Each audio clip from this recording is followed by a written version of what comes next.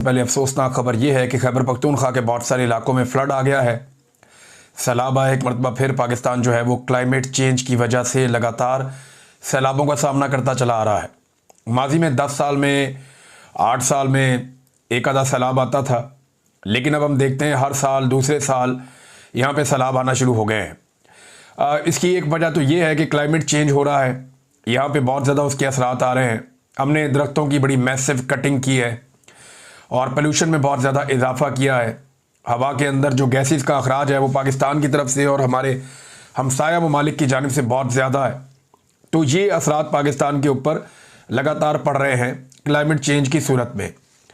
और दीगर जो इसके अंदर रीज़न हैं वो हमने जिस किस्म की आबादियाँ तैयार कर दी हैं पानी के रस्तों में, उनकी वजह से भी बहुत तबाही होती है। जितने दरियाओं के किनारे थे वहाँ पे कानूनन तो इजाज़त नहीं है, ना अंग्रेज़ दौर में इजाज़त थी ना अब इजाज़त है, लेकिन लोगों ने अपने असर रसूख को इस्तेमाल करते हुए, अपने ताल्लुकात को इस्तेमाल करते हुए पूरे पूरे होटल, प्लाजाज, घर, इमारतें, रेजिडेंशियल सोसाइटीज़, बहुत सारा कुछ बना दिया दरियाओं के किनारों के ऊपर। और जो कुछ भी किनारों पे बनाया उनमें से कुछ चीज़ें हम देखते हैं बहती हुई चली जाती हैं। पूरे के पूरे होटल, पूरी की पूरी इमारतें, पूरा का पूरा घर भी पानी के अंदर बादों का चला जाता है और उसकी वजह से नुकसान ज़्यादा होता है। जो नदी नालों के और बरसाती पानी के पुराने रास्ते हैं, उन रास्तों के रुकावटों में बंद बांध के रिहायशी सोसाइटियाँ बना दी गई हैं। पंजाब में इसकी वजह से बहुत नुकसान होता है, इवन खैबर पख्तूनख्वा में भी कई जगहों पे। तो ये जो तजावज़ात हैं जो पानी के रास्ते में बनाई गई हैं, ये हमें नुकसान दे रही हैं।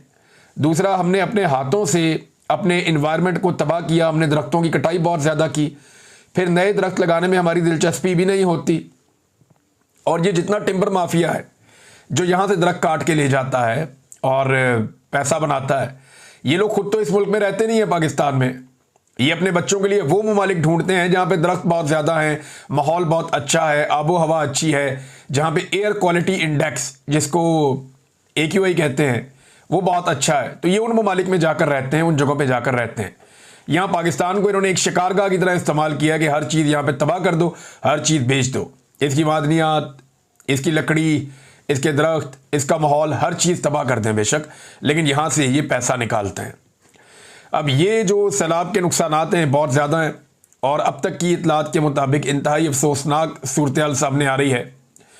सैलाब से मुतासरा जो लोगों का नुकसान हुआ है उसमें डिफरेंट आदाद शुमार मेरे पास हैं और अब तक की जो मुसद्दका इतलात आई हैं उनमें खैबर पख्तूनख्वा में सिर्फ 167 अफराद जाँ बहक हो गए हैं सैलाब के नतीजे में, जिनमें 147 मर्द बताए जा रहे हैं, 12 बच्चे हैं और 8 ख़वातीन हैं इस सैलाब में जिनका ये नुकसान हुआ है, जो जिनकी जान गई है, जो जाँ बहक हुए हैं। अच्छा, इसमें मैं आपको बता दूँ कौन कौन से इलाके हैं जो ज़्यादा मुतासिर हुए हैं।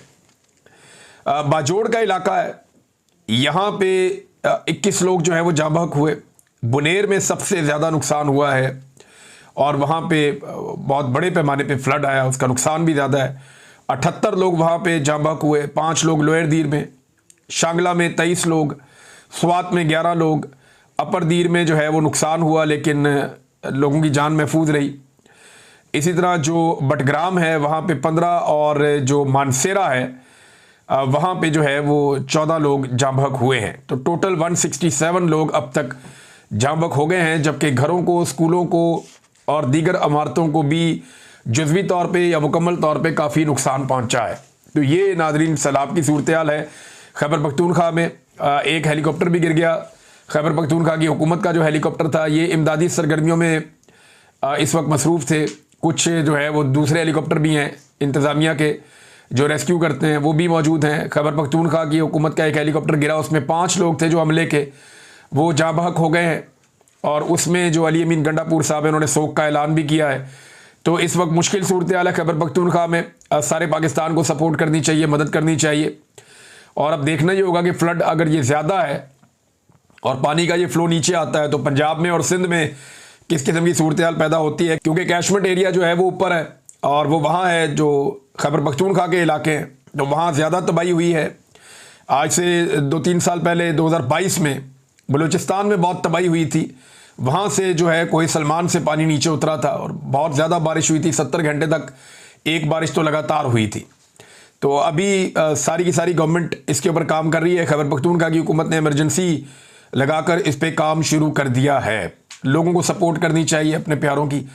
जितने भी पाकिस्तानी इसमें मुतासिर हो रहे हैं, मेरी बाकी पाकिस्तानियों से गुजारिश है कि हम वतनों की मदद भी करें इस मुश्किल वक्त में। अभी जब बहाली का टाइम आएगा तो फिर इसका पूरा रोड मैप होगा, हम चीज़ें आपके सामने रखेंगे।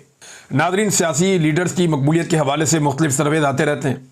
ये एक नया सर्वे एक आया है और ये सर्वे है रिपब्लिक पॉलिसी का। उन्होंने सर्वे ये किया कि लाहौर के अंदर शहरियों से पूछा कि सबसे ज़्यादा जो है वो मकबूल सियासी लीडर कौन है आपकी नज़र में। तो शहरियों ने इसका जवाब दिया है। ये जवाब मैं आपके सामने रखता हूँ, बड़ा इंटरेस्टिंग है। लाहौर में जुलाई 2025 में होने वाले सर्वे के मुताबिक जो लाहौर के शहरियों से सवालात किए गए, 56% लोगों के मुताबिक इमरान खान उनका सबसे मकबूल लीडर है, 56%। और उसके बाद दूसरे नंबर पे नवाज शरीफ साहब हैं और हालत उनकी ये है कि वो 17% पे रह गए हैं लाहौर में। फिर जो तहरीक लब्बैक के लीडर हैं साद रज़वी साहब, वो 4% पे हैं, तीसरे नंबर पे हैं।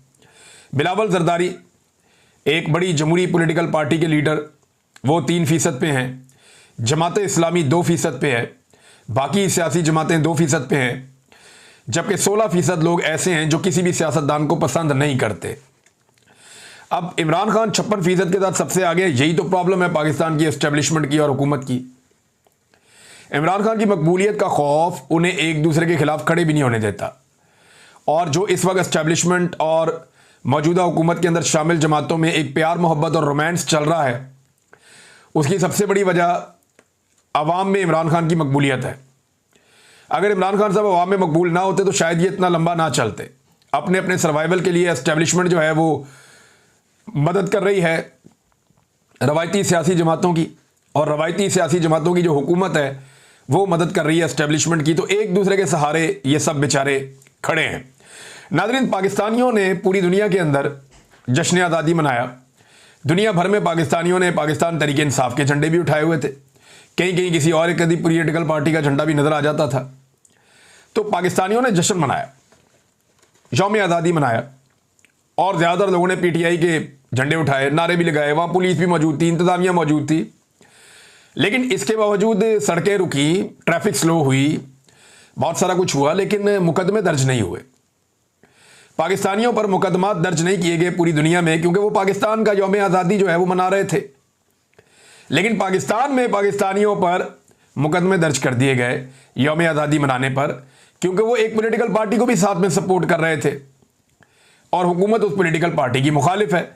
लिहाजा पाकिस्तान में मुकदमा दर्ज हो रहे हैं और पूरी दुनिया में नहीं हो रहे। और यौम आज़ादी किसका मनाया जा रहा है?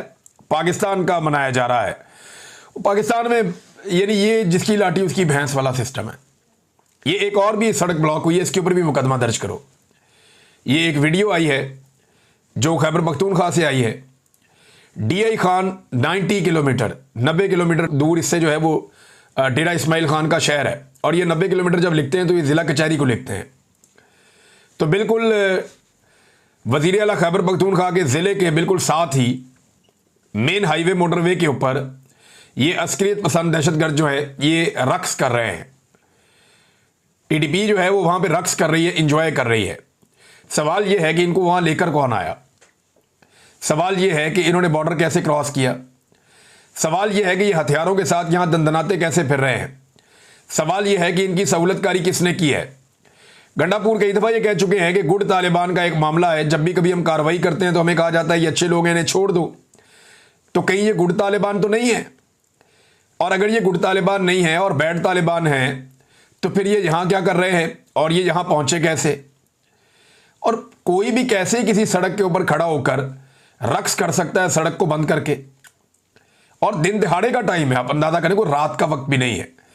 ये नाज़रीन सूरत हाल है पाकिस्तान में। अब पता नहीं ये वीडियो किस मकसद के लिए बनाई गई है और किस मकसद के लिए इसको वायरल किया गया है, लेकिन पाकिस्तान की सिक्योरिटी फोर्सेस की एक बड़ी नाकामी है कि जिन्होंने बॉर्डर कंट्रोल करना था वो दहशतगर्दों को कंट्रोल नहीं कर पाए। हालांकि पाकिस्तान ने अनाउंस किया था कि सारे दहशतगर्द पाकिस्तान से जा चुके हैं, पाकिस्तान में अपनी दहशतगर्दी क्लियर कर दी है, कोई दहशतगर्द पाकिस्तान के अंदर मौजूद नहीं है, हमारे पास कोई नो गो एरिया नहीं है। फिर इन लोगों को वापस कौन लेकर आया? इमरान खान पे इल्ज़ाम लगाते हैं, आप मीटिंग्स के मिनट्स उठाकर देख लें। मुराद से 2022 से चीख रहा है कि इनको मत लाओ, इनको मत लाओ, इनको मत लाओ। शानदाना गुलजार कहती है कि जनरल बाजवा का यह मंसूबा था कि टीटीपी के लोगों को लाकर पाकिस्तान तरीके इंसाफ को कमजोर करना है, फारग करना है 3 साल में। और आपको सड़कों के ऊपर ये लोग दंदनाते हुए नजर आ रहे हैं, ना कोई सवाल करने वाला है, ना कोई जवाब देने वाला है। हालात तो ये हो गए हैं। अस्करियत पसंद है, वो बंदूकें उठा के जनाब वहां पे मजे से रक्स कर रहे हैं, वहां पे घूम रहे हैं। नाजरीन, कुछ चीज़ें मैं आपके सामने रखता हूं कि पाकिस्तान की हुकूमत की तवज्जो किस तरफ है। तो पाकिस्तान के अंदर जो बेहतरीन सब्सिडीज दी गई थी इस साल, वो ट्रैक्टरों की खरीदारी पर दी गई थी कि अगर किसान ट्रैक्टर खरीदना चाहते हैं तो हम उन्हें सब्सिडी दे रहे हैं, किसान ट्रैक्टर खरीद लें। लेकिन लगभग 22 साल के बाद पहली मरतबा ऐसा हुआ कि पाकिस्तान में किसानों ने ट्रैक्टर नहीं खरीदे। बहुत ही कम लेवल पे आके किसानों ने ट्रैक्टर खरीदे हैं। ये मेरे पास 2003 से लेकर अब तक का डाटा मौजूद है, और ये डाटा अगर आप देखें तो Pakistan tractor sales drop to 22 years low. 22 साल के लोएस्ट लेवल के ऊपर पाकिस्तान में ट्रैक्टरों की खरीदारी पहुंच गई। कोरोना वायरस जब आया था ना, तब लोगों ने चीजें खरीदना बंद कर दी थी। कोरोना वायरस के दौरान भी जो ट्रैक्टरों की फरोख्त है वो इतनी कम कभी नहीं हुई जितनी अब हो गई है। उसकी वजह क्या है? किसानों के पास पैसे ही नहीं है। किसान पैसे आएंगे तो नया ट्रैक्टर लेंगे ना, उनके पास पैसा आएगा तो काश्तकारी में इजाफा करेंगे ना, पैसा आएगा तो अपनी ज़मीन को सैराब करेंगे, उसमें बीज डालेंगे, उसके ऊपर खाद डालेंगे, उसका ख्याल रखेंगे। किसानों को जिस तरह इन्होंने भूखा मारा है उसका नतीजा यही निकलना था। इस वक्त जो ट्रैक्टरों की खरीदारी है पाकिस्तान में वो लोएस्ट पे चली गई है। ट्रैक्टर तो और बात है, तनख्वाहदार तबके हों या ताजर बरादरी हो या जो थोड़ा बहुत एक मिडिल क्लास है, उनकी एक गाड़ी थी ऑल्टो। ये पाकिस्तान में सबसे ज़्यादा बिकने वाली गाड़ी है, और इसकी जो सेल है उसमें 75% तक कमी आ गई है। 75%। फर्ज करें अगर ये 1000 गाड़ी बिकती थी तो अब ये 250 गाड़ी बिक रही है, 750 गाड़ी नहीं बिक रही। यहां से आप अंदाजा करें कि पाकिस्तान के अंदर मईशत की और आम आदमी की मईशत की, जो सफ़ेद पोश तबका है उसकी मईशत की क्या सूरत हाल है कि सबसे ज़्यादा बिकने वाली गाड़ी जो सुजुकी ऑल्टो है उसकी फ़रोख्त में भी मुबैना तौर पे ये स्टार्टअप पाकिस्तान का एक सर्वे है, उसके मुताबिक 75% उसके अंदर भी कमी आई है। लेकिन कुछ तो ऐसा होगा जो पाकिस्तान में ज़्यादा बिक रहा है। तो नाज़रीन, वो हैं लंडे के कपड़े। लोग नया कपड़ा नहीं खरीद सकते, लोग बाजार में जाते हैं, नए कपड़े बहुत महंगे हो गए हैं और आम आदमी की पहुंच से दूर जा रहे हैं। लिहाजा लोगों ने लंडे की जो मसनूआत हैं, जो कपड़े हैं, वो पहनना शुरू कर दिए और गुर्बत लगभग 44% तक पहुंच गई। उसके बाद लंडे के इस्तेमाल शुदा कपड़ों की इंपोर्ट में तारीखी इजाफा हो गया है। ये डॉन अखबार की रिपोर्ट के मुताबिक 2025 में लंडे के इस्तेमाल शुदा कपड़ों की इंपोर्ट में रिकॉर्ड $511 मिलियन खर्च हुए हैं। लंडा बाजार गुर्बत का शिकार होने वाले पाकिस्तानियों का गढ़ बन गया है। ये है नाजरीन पाकिस्तान में गुर्बत की सूरत हाल जो इन्होंने पाकिस्तान के साथ कर दिया, और ये कहते हैं हमने मईशत ठीक कर दी, हम पाकिस्तान को बेहतर कर रहे हैं। ये आप पाकिस्तान को बेहतर कर रहे हैं कि पाकिस्तानी पुराने कपड़े इस्तेमाल शुदा पहनने पर मजबूर हो गए हैं। वजह क्या है? वो नए कपड़े अफोर्ड नहीं कर पा रहे, और 44% लोग जो है, लगभग आधा पाकिस्तान गुर्बत की लकीर से नीचे धकेल दिया गया है। नादरीन, एक और खबर है, ये नरेंद्र मोदी ने धमकी गई पाकिस्तान को। देखिए, पूरी कौम को एक जंगी जनून में तो मुब्तला किया हुआ है पाकिस्तान की मिलिट्री एस्टेब्लिशमेंट ने और सियासतदानों ने मिलकर, क्योंकि नरेंद्र मोदी की गलती की वजह से और उसकी भोंडी हरकतों की वजह से जो शख्स या जो लोग पाकिस्तान में मुंह नहीं उठा सकते थे, बात नहीं कर सकते थे, उनको भी जबान मिल गई और पाकिस्तान की एस्टेब्लिशमेंट को अमेरिका के करीब जाने का मौका भी मिल गया। अब अमेरिका से पाकिस्तान का फायदा तो इन्होंने लेना नहीं है, अपना जाती फायदा लेना होता है। लिहाजा अब ये इमरान खान को दबाएंगे, अपनी मुखालिफ पॉलिटिकल पार्टी को दबाएंगे और इस जालिमाना रजीम को तूल देने की कोशिश करेंगे जो ये कर रहे हैं। लेकिन वही नरेंद्र मोदी इनको धमकियां भी दे रहा। नरेंद्र मोदी ने यह तय कर लिया है, और ये भारत ने जो सारा कुछ किया ना पहलगाम वाला, पाकिस्तान के अंदर लोगों को हम बेवकूफ बनाते हैं। यह कहा जाता है कि पहलगाम भारत ने इसलिए किया कि वो पाकिस्तान पे हमला करना चाहता था। बिल्कुल नहीं। भारत पाकिस्तान के साथ कोई जंग लड़ना नहीं चाहता। मेरा नहीं ख्याल कि वो इस तरह जंग लड़ेगा पाकिस्तान के साथ। आर्मी चीफ ने ठीक कहा है कि एक तरफ ट्रक आ रहा है जी, वो डंपिंग वाला, दूसरी तरफ जनाब वो मर्सिडीज आ रही है, एक टक्कर हो जाएगी तो नुकसान कितना होगा। भारत की इकॉनमी बहुत आगे जा रही है, उसके बाद बहुत पैसा है, वो तरक्की कर रहा है पाकिस्तान से बहुत ज्यादा तेजी से, पाकिस्तान नहीं कर पा रहा। तो ऐसे में भारत को जंग सूट नहीं करती। भारत सिर्फ पाकिस्तान के पानी पर कब्जा करना चाहता है, और इस पानी पर कब्जा करने के लिए भारत ने एक लड़ाई पाकिस्तान के साथ, एक झड़प पाकिस्तान के साथ लड़ी है ताकि जवाब घड़ा जा सके। जो मुझे समझ आती है ना, पहले पहलगाम किया, उसके बाद पाकिस्तान के साथ पंगा किया, उसमें पाकिस्तान ने इनको धो दिया पकड़ के, एयरफोर्स ने। और अब भारत के पास एक सॉलिड बहाना मौजूद है अपने मुल्क में और नेशनल और इंटरनेशनल लेवल पे कि हम पाकिस्तान को पानी नहीं देंगे। नरेंद्र मोदी ने कहा कि भारत ने तय कर लिया है कि खून और पानी साथ नहीं बह सकता।